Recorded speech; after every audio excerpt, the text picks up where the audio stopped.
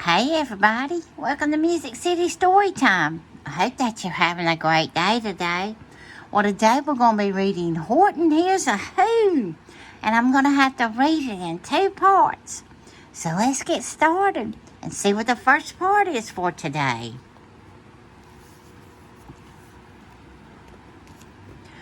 On the 15th of May, in the jungle of Noel, in the heat of the day, in the cool of the pool, he was splashing, enjoying the jungle's great joys, when Horton the elephant heard a small noise.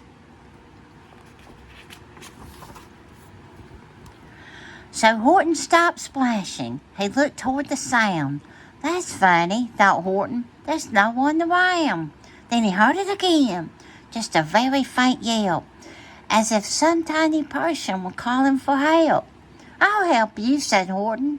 But who are you? Where? He looked and he looked. He could see nothing there but a small speck of dust blowing past through the air. I say, murmured Horton, I've never heard tell of a small speck of dust that is able to yell. So you know what I think? Well, I think that there must be someone on top of that small speck of dust. Some sort of a creature of very small size, too small to be seen by an elephant's eyes. Look at there. It's very small. Some poor little person who's shaking with fear that he'll blow in the pool. He has no way to steer.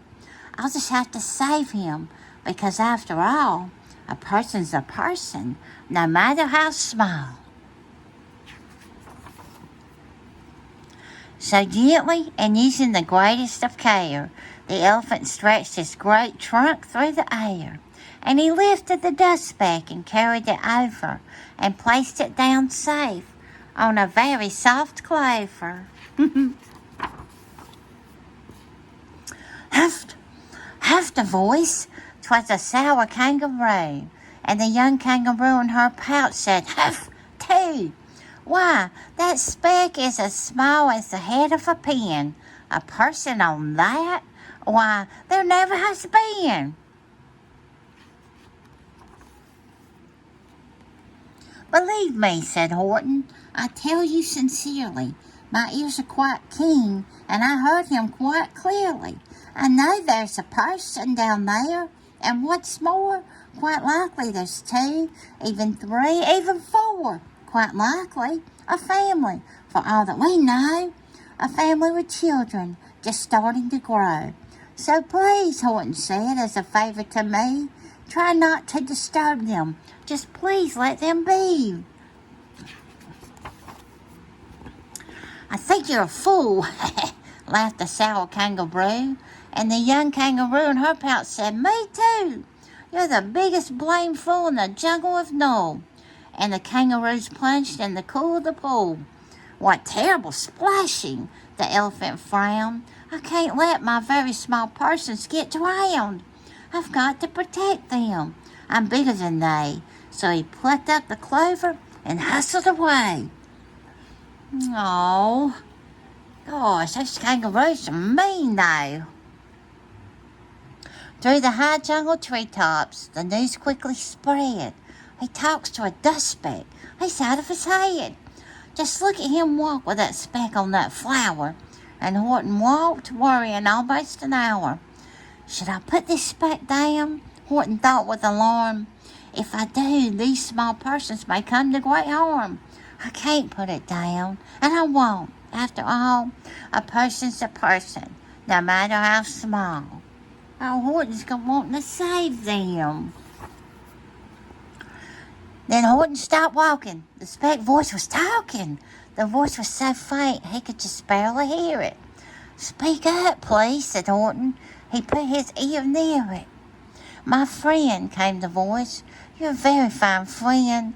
You've helped all of us folks on this dust speck no end. You saved all our houses, our ceilings and floors. You saved all our churches and grocery stores. You mean, Horton gasped, you have buildings there too? Oh, yes, piped the voice. We most certainly do. I know, called the voice. I'm too small to be seen, but I'm mayor of a town that is friendly and clean. Our buildings to you would seem terribly small, but to us who aren't big, they are wonderfully tall. My town is called Whoville, for I am a Who, and we Whos are all thankful and grateful to you. And Horton called back to the mayor of the town. You're safe now. Don't worry. I won't let you down. But just as he spoke to the mayor of the Speck, 3 big jungle monkeys climbed up Horton's neck. The Wickersham brothers came shouting, What rot! This elephant's talking to Whos who are not. There aren't any Whos, and they don't have a mayor. And we're going to stop all this nonsense. So there. Gosh, the jungle monkeys are mean too. They snatched Horton's clover. They carried it off to a black-bottomed eagle named Vlad Rodikoff, a mighty strong eagle of very swift wing. And they said, well, you kind of get rid of this thing. And before the poor elephant even could speak, the eagle flew off with a flower in his beak. Oh, no! All that late afternoon and far into the night, that black-bottomed bird flapped his wings in fast flight, while Horton chased after, with groans over stones that tattered his toenails and battered his bones, and begged, please don't harm all my little folks, who have as much right to live as us bigger folks do. But far, far beyond him, that eagle kept flapping, and over his shoulder called back, quit your yapping. I'll fly the night through. I'm a bird. I don't mind it. And I'll hide this tomorrow where you'll never find it. Wow, what a mean bird. And at 6:56 the next morning, he did it. It sure was a terrible place that he hid it. He let that small clover drop somewhere inside of a great patch of clovers 100 miles wide. Find that, sneered the bird, but I think you will fail. And he left with a flip of his black-bottomed tail. Wow, look at all those clovers. I'll find it, cried Horton. I'll find it or bust. I shall find my friends on my small speck of dust. And clover by clover with care, he picked up and searched them and called, are you there? But clover by clover he found that the one that he sought for was just not the brown. And by noon, poor old Horton, more dead than alive, had picked, searched, and piled up 9,005.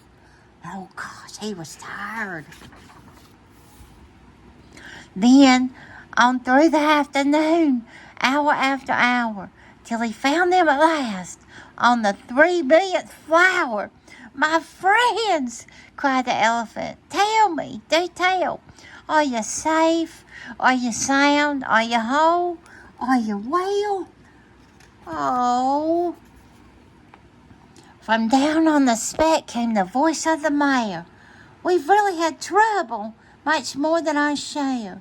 When that black-bottomed birdie let go and we dropped, we landed so hard that our clocks have all stopped. Our teapots are broken, our rocking chairs smashed, and our bicycle tires all blew up when we crashed. So, Horton, please, pleaded that voice of the mayor's, will you stick by us? Wow, we're making repairs. Of course, Horton answered. Of course I will stick. I'll stick by you small folks, through thin and through thick. Wow, what a great first part of the story. And listen, always remember, you are special. Until next time.